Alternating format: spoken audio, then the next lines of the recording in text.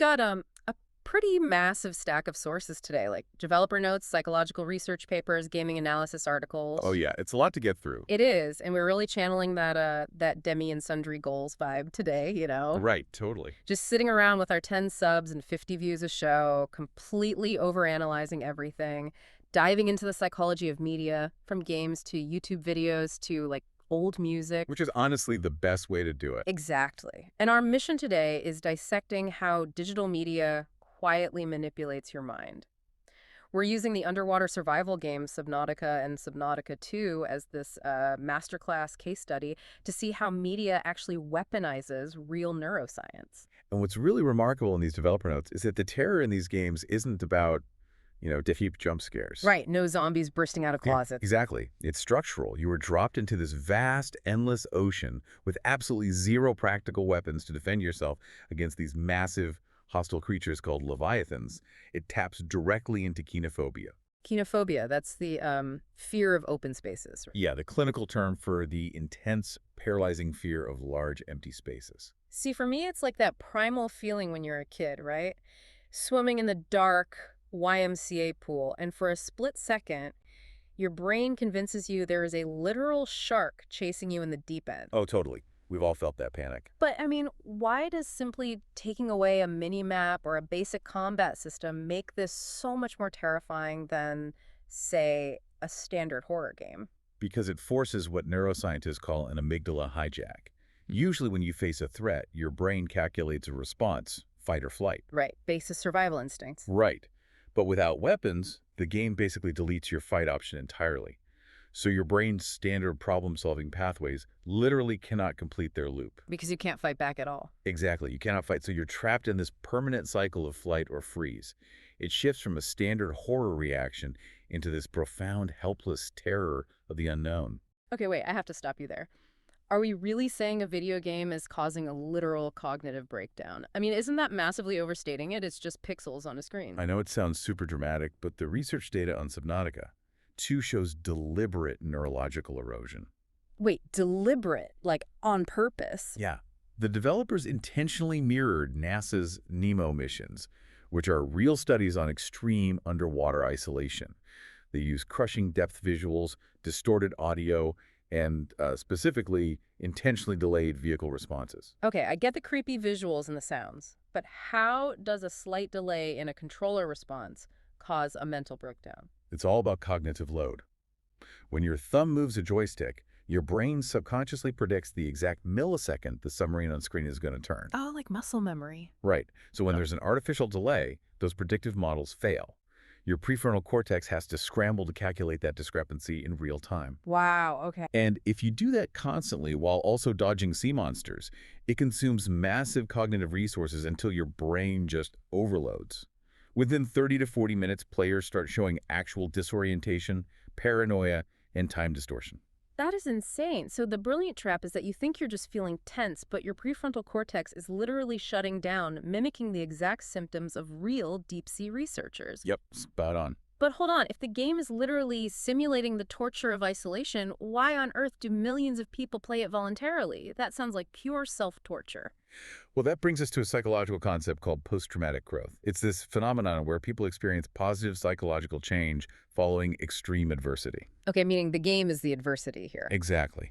When you're pushed to the absolute brink of panic, but then you realize the hostile Leviathan is really just AI, your brain learns it can safely fail. You die, you respawn, and the anxiety suddenly loses its bite. Precisely.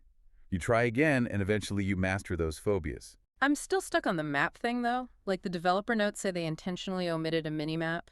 If I'm already stressed and lost, a map is the absolute first thing I want. Doesn't leaving it out just cause, pure frustration? Oh, it definitely does at first. Yeah. But the developer was inspired by designer Jamie Chang, focusing on intrinsic motivation. By refusing to give you a map, the game forces you to build your own internal mental model of this terrifying space. Oh, so the ultimate reward isn't getting a high score or an achievement. No, not at all. It's genuine personal growth.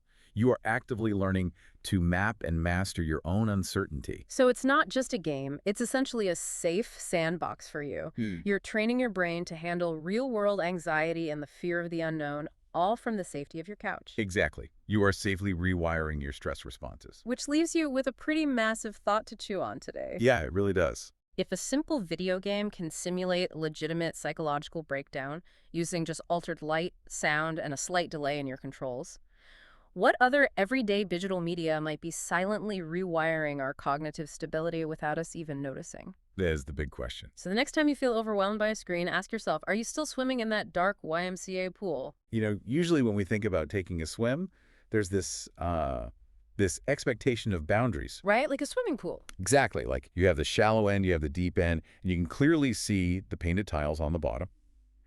And the lifeguard just points and says, stay inside the lines. It's contained. I mean, it's measurable. We desperately like our environments to be clearly defined like that. We really do. Walled in or not, it feels safe. But then you step off a ledge in the middle of an alien ocean, and suddenly those boundaries are completely gone. Yeah, they just vanish. You aren't just looking at water anymore. You are staring directly into an abyss. So, welcome to today's deep dive. We are so glad you are here with us. If you love a good aha moment and you want to be well-informed without getting totally overwhelmed by info dumps, you are in the right place. Definitely. And today we are plunging into the Subnautica franchise. We're looking at the original game, the expansion Below Zero, and the upcoming Subnautica 2. And just to be clear up front, this isn't a review of video game mechanics. We have a massive stack of sources today. We're talking developer interviews, clinical psychological breakdowns by marine biologists, and pages upon pages of the game's actual cosmic lore. Yeah, the mission today is to figure out how a game that is ostensibly about, catching alien fish was weaponized into this masterful, deeply traumatizing simulation of human phobias. It really is a trauma simulator. It absolutely is. We're going to explore how the series forces you beyond your primal fears, how it uses the allure of the unknown to drive your curiosity, and what it actually takes to find a feeling of achievement when you are in a constant suffocating state of life or death. And it really does suffocate you.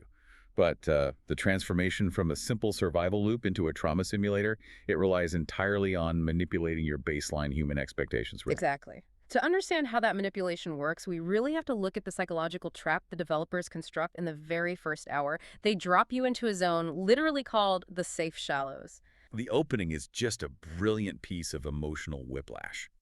So you're playing as Riley Robinson, and your massive capital ship, the Aurora, is violently shot out of orbit. Right, you're just a maintenance worker, basically. Yeah, you crash land on this completely uncharted ocean planet, 4546b, and you wake up in a burning life pod. You're concussed. There are alarms absolutely screaming at you. It's pure chaos. Pure chaos. You grab the fire extinguisher, you blindly put out the flames, and you finally climb up the ladder to pop the top hatch. You're expecting to see what kind of hellscape you've landed in. Because that's what survival games do. Right. But you open the hatch, and it's gorgeous. The sun is shining. The water is this crystal clear, inviting turquoise. It looks like a vacation. It really does. Yeah. You dive in, and there are these gently waving corals, harmless flora, and completely benign, bright-eyed little fish called peepers just swimming around. You can clearly see the sandy bottom just a few meters down. And that right there is the ultimate bait and switch. In any survival scenario, the human brain's first psychological imperative is to establish a baseline of control. Oh. By putting you in the safe shallows, the game feeds you that control on a silver platter. You have easily accessible oxygen right there from brain corals. Oh, right. Those purple things as spit bubbles. Exactly. And you have abundant bladderfish that you can literally just grab and filter into drinking water. Plus, your visual lines of sight are completely unobstructed.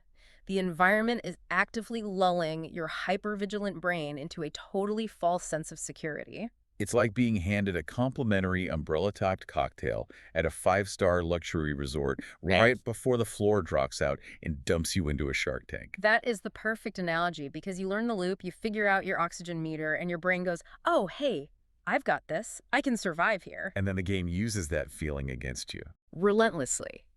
Because progression requires you to leave that safe zone, the moment you swim past those familiar kelp forests, the ocean floor suddenly violently drops away into an inky black trench. It's horrifying. And the loss of that carefully constructed control, it feels deeply personal. That transition from the shallows to the deep water, it perfectly illustrates a concept detailed in our sources by the video essayist Adam Millard. He studies the architecture of games, and he draws a massive, flashing neon line between horror and terror. Yes, this distinction is so important. He actually argues that Subnautica fails as a horror game because it's entirely a game of pure terror. The distinction between the two is crucial for understanding why this specific experience sticks with you long after you turn the screen off. Horror, in the clinical and literary sense, is the feeling of revulsion or shock when you are confronted by something frightening after it happens, or while it is directly in front of your face. Like a jump scare. Exactly. Horror is the zombie actively eating brains right in front of you. You see the monster, you understand the threat, and your brain can process the geometry of the danger. But terror is the dread. Yes. Terror is that agonizing, suffocating anticipation of what might be lurking in the dark water beneath you, just outside your floodlights. It's your own highly imaginative human brain projecting your absolute worst nightmares into the shadows long before the monster ever actually reveals itself. And terror is uniquely suited for interactive media, isn't it? Because it weaponizes the player's own mind against them. Oh, absolutely. The environment of Planet 4546b is custom-built to trigger phobias that are hardwired right into our evolutionary DNA. Take Thalassophobia, for example. The fear of deep water. Right. The intense, persistent fear of deep bodies of water. We reviewed clinical accounts in our Sources of Gamers actively suffering from this while playing. When you are swimming on the surface and you look down into murky water where the bottom is completely obscured, it induces real-world vertigo. Like your stomach actually drops. Your biology is literally screaming at you. It's saying, if you can't see the bottom, you don't know what's down there. And our ancient ancestors who avoided murky water survived longer. It's primal. But the game doesn't just stop there. It compounds that thalassophobia with kinophobia, which is the fear of wide, empty spaces. Which sounds weird for an underwater game, right? It does, because when you walk down a street or even when you play a normal open-world video game, you have reference points. You have trees, you have buildings, a horizon line, the solid ground beneath your feet.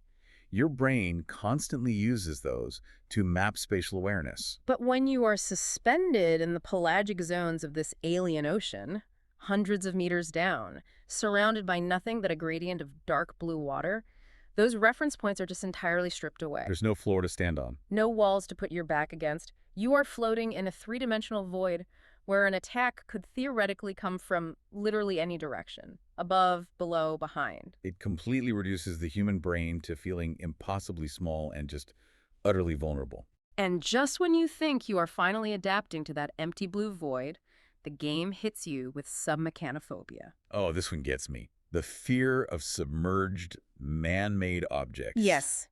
Imagine you are swimming through this completely natural, organic, alien ecosystem, and suddenly looming out of the fog is the titanic, rusted, groaning wreckage of a sunken habitat, or a massive piece of your destroyed spaceship. It is deeply unsettling because it just doesn't belong there. It's this massive, dead industrial thing resting in a pristine alien graveyard. And all of these psychological and environmental stressors, the deep water, the empty space, the sunken metal, they are all heavily magnified by the ultimate biological ticking clock, the oxygen meter. The oxygen meter is so insidious, it is just a masterclass in conditioning. You're swimming along looking for copper or whatever, and you think you have plenty of time. And then you hear it. Right, you hear the AI voice chime in with that calm clinical word, oxygen. You hit that 10-second mark and the screen starts to darken at the edges. But it's the 4-second warning that completely destroys your higher reasoning. It really does bypass logic entirely. The need to breathe air is regulated by the medulla oblongata, which is a part of the brain that is older than conscious thought. When that screen darkens and the character's breathing turns into frantic, wet gasping, your own real-life heart rate actually spikes. You feel it in your chest. You experience a visceral physiological panic. You aren't just managing a resource bar like stamina or mana in a fantasy game. You are fighting your own primal suffocation reflex. Which, begs a massive question. Right. If we are completely out of our element, terrified of the dark, and constantly seconds away from drowning, why can't I just build a torpedo and nuke whatever's scaring me? Right, the traditional gamer response. Exactly. In a game like Minecraft, which the developers explicitly cited as an inspiration in our sources, if I hear a monster in the dark, I craft an iron sword, I walk into the dark, and I kill the monster. Problem solved. I reestablish myself as the apex predator. But Subnautica strictly forbids this. You cannot build lethal weapons. No, you can't. The developers at Unknown Worlds Entertainment made a very conscious, deliberate decision to strip the player of the traditional power fantasy. And the context for this is really important. Right, from the interviews. Yes. Following the tragic events of the Sandy Hook Elementary School shooting, the development team was deeply motivated to create a nonviolent game. Now, we are just reporting what is in the source material here to explain the game's mechanics, not taking any political sides on gun control whatsoever, but it's vital to understand that they wanted to prove that tension and survival didn't require an assault rifle. So they intentionally deprived the player of lethal power. So instead of a gun, you get a tiny survival knife that barely scratches the paint of the bigger creatures. And eventually you get some defensive tools, like a stasis rifle to freeze them temporarily, or a repulsion cannon to kind of push them away. Right. But you can't hunt them.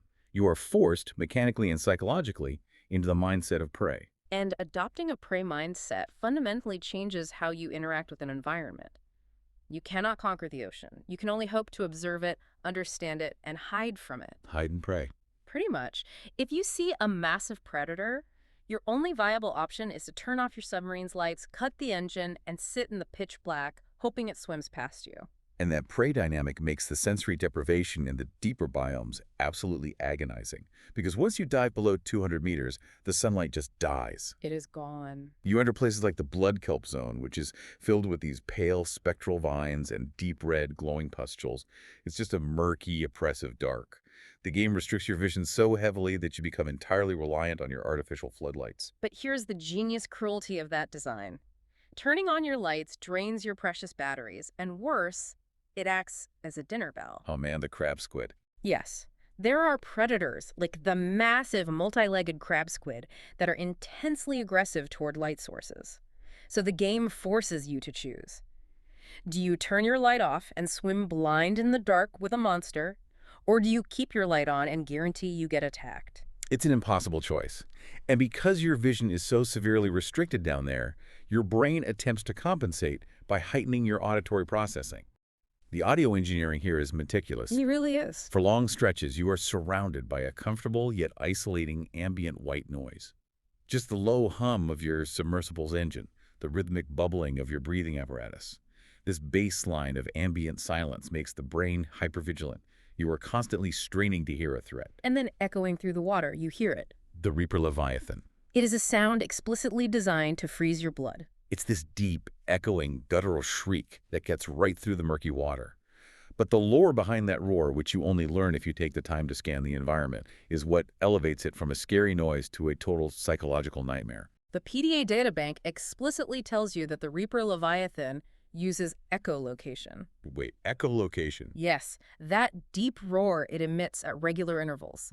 That is biological sonar, which means the moment you hear the Reaper's roar, it has already bounced off your hull. It can already see you. That detail completely shatters you. You hear a monster roar in any other setting, any other game, and your natural instinct is to think, oh, there's a monster out there somewhere. I should be stealthy. Let me crouch. Right. But the reality of the Reaper is that stealth is already off the table. It has painted you. It knows your exact coordinates. You are already actively being hunted. The game brilliantly uses information, or the withholding of it, to generate that terror. But what's even more fascinating is a mechanical secret that players uncovered by actually analyzing the code. The game actively pulls its punches to maximize your fear. Wait, it pulls its punches. Because when I see a Reaper wrap its massive four-pronged mandibles around a player's seamanth submarine and literally thrash it around, it looks like an absolute guaranteed death sentence. It looks like a death sentence, and the audio design definitely makes it sound like one. But mathematically, the game is rigged to keep you alive. Really? Yes. The mechanics are specifically tuned to maximize trauma, not frustration. A Reaper Leviathan's grab attack on your seamanth only does about 50% damage to a fully repaired vehicle. You're kidding. Nope. Even if you were swimming completely unarmored outside the sub, these massive predators rarely kill you in a single unavoidable hit. Furthermore, other massive threats, like the Ghost Leviathans, they have a hard-coded AI quirk where they will often de-aggro. Meaning they just stop attacking. Exactly. They completely stop attacking and swim away after landing one solid charge against you. Why on earth would a hardcore survival game intentionally let you live when you make a terrible mistake? Yeah, I mean, isn't the point to punish the player? because dying breaks the tension. Think about the psychological loop of a game over screen. If the Reaper instantly crushes your sub and kills you, the screen goes black. You respawn back at your safe, well-lit base. Your brain gets a moment to breathe. Oh, I see. You realize it's just a game. Right, you realize, oh, right, it's just a bunch of pixels. I died, I lost some titanium, I'll just try again. The illusion of the traumatic reality is totally shattered by the mechanics of the video game. But by letting you survive. By letting you survive by the absolute skid of your teeth, forcing you to limp back to the shallows in a sparking, on-fire submarine with 5% hull integrity left, alarms blaring, water literally leaking in the terror, becomes a lasting psychological scar. That is so diabolical. You aren't relieved because you died and reset. Yeah. You are deeply traumatized because you barely escaped with your life. And you carry that heightened dread with you into the next dive. The fear doesn't dissipate, it accumulates. Wow. So if the game is this terrifying, if it is actively manipulating our phobias, stripping us of our weapons, and traumatizing us with near-death experiences, why do we keep swimming deeper? I mean, the allure of the unknown has to be stronger than the fear of death. Otherwise, millions of people wouldn't have actually finished this game. The allure of the unknown is exactly what drives the core loop. The game masterfully intertwines its survival mechanics with an insatiable human need to uncover mysteries. It actually structures its entire progression system as a form of virtual exposure therapy. The tech tree literally forces you to confront your trauma. Yes, it If does. you want to build a better submarine, you need lithium. Mhm. Where is the lithium? It's deeper down, in the eerie mushroom forests or the jelly shroom caves. Want to upgrade your hull so you don't get crushed by the water pressure? You need kyanite. And kyanite is not in the safe shallows. No, it is exclusively located in the active lava zones at the very bottom of the planet, guarded by massive sea dragon Leviathans. You cannot progress without swimming directly into the jaws of the things that terrify you. It perfectly mimics the clinical approach to exposure therapy. You dip a toe in, you get completely terrified by a crab snake bursting out of a mushroom, and you rapidly retreat back to the safety of your base. Panting and sweating. Exactly. But then you process the encounter, you realize you survived, you build a higher capacity oxygen tank, you upgrade your fins, and the next time you swim slightly further into the cave, you are systematically taking a hostile, chaotic environment and taming it. And your vehicles play a huge role in how you process that exposure, don't they? Oh, massive. When you're crammed into the Seamoth, that tiny, fast fiberglass bubble, it is your only psychological shield against the abyss. Players get incredibly attached to these vehicles. They name them, they paint them, they talk to them. They function as psychological safety blankets. They absolutely do. And then the massive Cyclops submarine takes this to another level entirely. Right, because the Cyclops tricks you into thinking you've conquered the ocean by giving you a mobile fortress. It is a massive multi-room vessel. You can build lockers, a bed, and food fabricators inside it. You can literally grow a garden in the engine room. But the genius of the design is how it turns that fortress into a huge liability. It's a massive target. Exactly. The Cyclops is safe, but it introduces entirely new, incredibly stressful anxieties. It is massively clunky to pilot through narrow trenches. It is incredibly loud, which attracts Leviathans. If you panic and drive too fast, the engine overheats and physically catches fire. The fires are terrifying. And if a Leviathan attacks it, the hull breaches, sirens start screaming, the AI warns of catastrophic failure. And suddenly your only safe haven in the deep dark is filling with water and smoke. You are forced to abandon ship, which instantly resets you to the bottom of the food chain, hundreds of meters below the surface. It's a constant push and pull between feeling powerful and being reminded of your total insignificance. And this theme of insignificance ties directly into the narrative lore of the game, which is heavily influenced by cosmic horror or Lovecraftian horror. Because the narrative isn't just about surviving wild animals.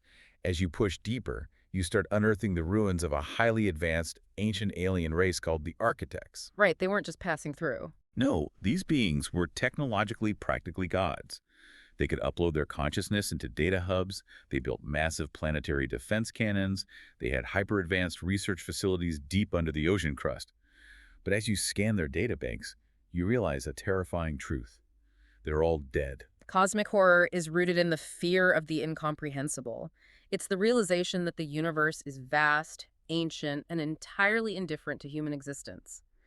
The narrative reveals that 1,000 years ago, these godlike architects were wiped out by a bacterial infection known as A Kara. tiny bacteria wiped out gods. Yes, despite all their hyper-advanced technology and planetary infrastructure, 143 billion architects died across their core worlds. They came to planet 4546b specifically to research a cure, and they failed. They enacted a planetary quarantine and they died out. The psychological weight of discovering that is just immense. You're a lowly human maintenance worker who barely knows how to fix a radio. If an empire of gods couldn't survive this bacteria, how can you? Especially without weapons. Right. And remember, your primary tool for interacting with this cosmic horror is the scanner. Just like in games like Metroid Prime, you conquer this alien world not by shooting it, but by understanding it. You scan the flora, you scan the fauna, you scan the glowing alien artifacts. The scanner represents human curiosity pushing back against the dark. You are fighting terror with knowledge.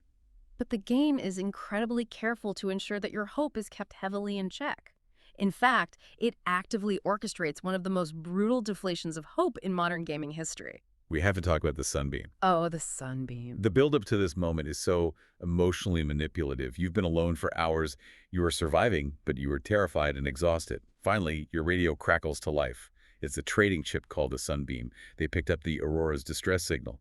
The captain, Avery Quinn, logs these audio messages telling you they're coming to get you. And they give you a literal on-screen timer. Yes, they say we are landing on this specific island in exactly 40 minutes. That timer is a psychological anchor. It gives the player a concrete, tangible goal.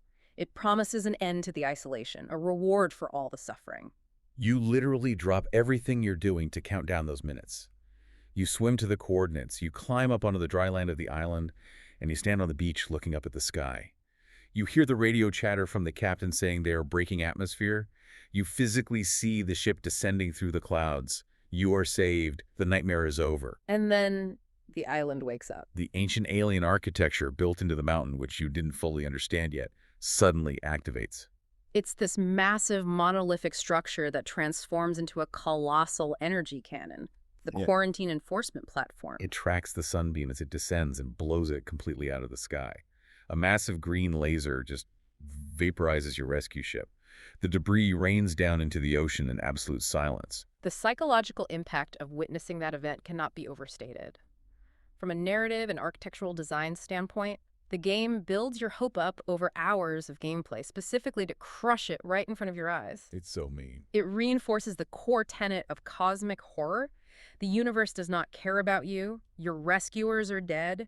The quarantine is absolute. You are utterly, completely alone, and no one is ever coming to save you. I mean, reading the source transcripts of gamers reacting to that moment, it is heartbreaking. The sheer silence that follows the explosion. The crushing realization that the only way off this planet is to cure a 1,000-year-old alien plague yourself. Because if you don't cure it, the cannon will shoot you down too if you try to leave. Exactly. So if the universe doesn't care about you and your rescuers are dead, what is left? You have no choice. You have to go to the absolute bottom of the planet.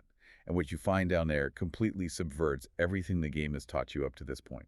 The final descent requires you to push your vehicles to their absolute maximum crush depths. You are taking your Cyclops and your Prawn Suit, which is a heavily armored mechanical walker, down past the Lost River, which is a biome filled with the gargantuan fossilized skeletons of ancient Leviathans. It's basically an underwater graveyard. Yes. And you descend 1,500 meters into the active lava lakes. The temperature of the water is literally boiling. The pressure is immense. You are dodging the sea dragon Leviathan, this massive fire-breathing apex predator that swats your submarine like a toy. And finally, you breach the center of the alien operations, the primary containment facility. At this point, you are so conditioned by the terror and the hostility of the environment that you expect the ultimate nightmare. You are walking into the deepest, darkest, most heavily guarded fortress on the planet.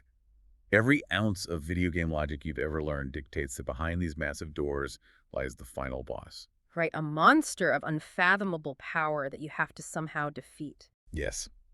But you walk into this colossal, water-filled chamber, essentially a massive aquarium, and out of the gloom rises the Sea Emperor Leviathan. She is the largest creature in the entire game, but she doesn't attack. She doesn't roar at all. No. She is a 2,600-year-old telepathic mother. She is the absolute last of her kind, and she has been held prisoner by the extinct architects for a millennium.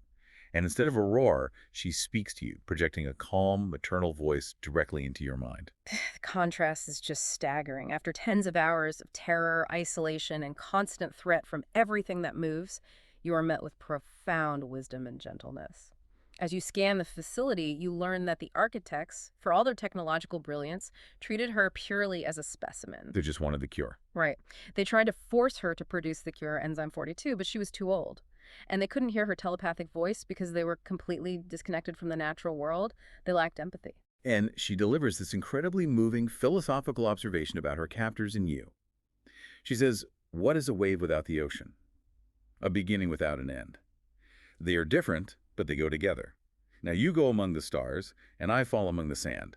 We are different, but we go together." It is a massive psychological pivot. The game completely abandons the horror genre in this exact moment and entirely embraces awe and wonder. You realize that you aren't here to be a conqueror. You're here to be a midwife. Exactly. You have to travel across the map one last time to gather rare flora to synthesize a hatching enzyme for her dormant eggs. You are actively facilitating the birth of her babies. And when they hatch, these tiny, beautiful creatures swim out of the teleporter and they release the concentrated enzyme 42. You touch it, and the green infection on your hands disappears. The planetary quarantine drops. Think about the immense thematic resonance of that conclusion. You spent the entire game terrified of the ecosystem. Everything in the water was trying to eat you or kill you. But in the end, to save yourself, you have to save the very ecosystem that tortured you. You release the babies to spread the cure across the entire planet. You achieve symbiosis. You triumph over your primal fear, not by destroying the source of it, but by understanding it and nurturing it. It is such a profoundly earned emotional victory. You finally build your escape rocket, you launch into orbit, you look down at the blue marble of 45446b, and you realize you didn't just beat a game, you conquered your own primal terror. It's beautiful. But Unknown Worlds Entertainment wasn't done. Not at all. How do you possibly follow up a masterpiece of terror and empathy? You completely change the rules of the environment and question the very nature of humanity. Let's look at how the survival mechanics evolved in the expansion Below Zero and what we know about the upcoming Subnautica 2. In Below Zero, which is set 2 years after the original game, the psychological pressure shifts dramatically. You play as Robin IU, who actively smuggles herself back onto planet 4546b, specifically landing in Sector 0, an Arctic region. She's there to uncover the truth about her sister Sam's mysterious death. And the environment is totally flipped. In the first game, the surface of the water was your ultimate safe haven. If you were drowning or if a predator was chasing you, you swam up. Breaking the surface meant breathing air and seeing the sky. The air was safety. But in Sector 0, the surface is actively hostile. Yes. The developers introduced a new body heat gauge.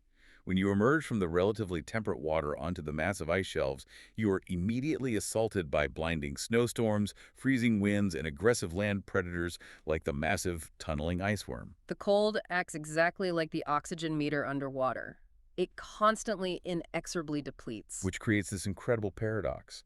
You're running across the ice, shivering. The edges of your screen are physically freezing over with frost. And to survive, you have to find a glowing thermal lily, hide in a cave, or insanely enough dive back into the dark ocean just to warm up. It completely inverts your trained survival instincts. The terrifying water is now your shelter from the freezing air. And Below Zero introduces a completely different type of psychological invasion, too.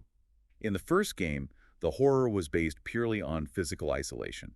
You are entirely alone in your own head. But early in Below Zero, Robin accidentally downloads the consciousness of a surviving architect named Al-An directly into her own cerebral cortex. You go from having zero company to literally sharing your brain space with an alien intelligence. That has to be so weird to play. It creates a fascinating psychological dynamic. The theme shifts from physical isolation to an invasion of the self. You are constantly in dialogue with an entity that views humanity as primitive and inefficient, yet entirely relies on your physical body for its survival. You have to navigate the world while grappling with the fact that your thoughts, your vision, your very mind is no longer entirely your own. It's a highly localized, deeply intimate form of cosmic horror. And based on the early access details for the 2026 release of Subnautica 2, it seems like that theme of altering the self is being cranked up to 11. Oh, definitely. We are leaving planet 4546b entirely. Right. We are going to a brand new alien world. The lore setup is wild. You are a pioneer on an expedition, but the ship's AI is forcing you to continue the mission despite the planet being incredibly dangerous. And the game explicitly states that humans cannot survive this new environment unless you change what it means to be human. It represents a radical evolution of the survival genre. The horror is no longer just about surviving the environment, it's about the active erosion of your own humanity in order to adapt. But I have to push back here on the mechanics just based on the gameplay announcements. Subnautica 2 features 4-player online co-op. Right, which is a huge shift. A massive part of the terror of the first game was the utter crushing isolation. If I'm playing with 3 of my friends, we're building a massive base together and joking around on voice chat. Doesn't that fundamentally ruin the pure terror that made the series famous? It's a very valid concern, and it's a design challenge the developers had to address head-on. If you add friends to the environment, the fear of isolation vanishes. Therefore, the sorts of the terror must evolve. The terror in Subnautica 2 is shifting away from isolation and directly into adaptation and bodily autonomy. Wait, so instead of building a better wetsuit, I'm like splicing alien DNA into my own arms? Huh. That sounds less like surviving and more like I'm willingly turning myself into the monster. That is exactly what you are doing. That's the massive psychological shift. To survive the extreme new biomes, these towering underwater cliffs and lush, strange, toxic coral fields, your standard human body and basic tech simply aren't enough. So we do. You are given a tool called the biosampler. You study these mysterious, dangerous new life forms, and you literally alter your own DNA to gain their biological abilities. Wow. The psychological horror stems from the philosophical problem of the ship of Theseus. If you replace your human genes with alien genes piece by piece just to survive the abyss, at what point do you stop being a human pioneer and become just another alien monster swimming in the dark? That is terrifying. You are sacrificing your humanity to become part of the ecosystem. The terror is entirely internal. You might be playing with your friends, but you are all watching each other slowly transform into something unrecognizable. That is deeply unsettling. It's like the ultimate surrender to the environment. You don't beat the ocean, you become the ocean.